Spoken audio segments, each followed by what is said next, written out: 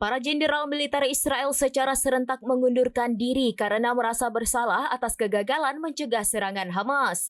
Menyusul peristiwa ini, oposisi Zionis kemudian mendesak Perdana Menteri Israel Benjamin Netanyahu untuk mundur dari jabatannya.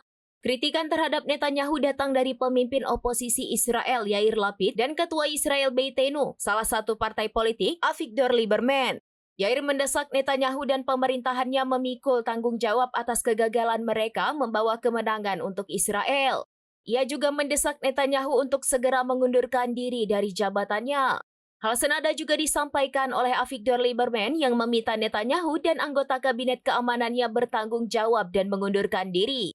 Mengutip Tribunnews.com pada Kamis 23 Januari 2025, desakan ini muncul setelah Kepala Staf Pasukan Pertahanan Israel, Letnan Jenderal Herzi Halevi menyatakan mundur. Dalam surat pengunduran dirinya kepada Menteri Pertahanan Israel Yoav Katz, Halevi menyatakan akan mundur secara resmi pada 6 Maret mendatang. Pengunduran diri Halevi ini kemudian diikuti Kepala Komando Selatan IDF, Maijen Yaron Finkelman. Hal ini dianggap sebagai langkah yang tepat setelah kegagalan mereka dalam menghadapi serangan 7 Oktober 2023 silam.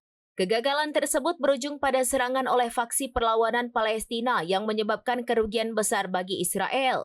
Media lokal Time of Israel menyebut IDF kesulitan merespon serangan Hamas saat peristiwa banjir Al-Aqsa pecah.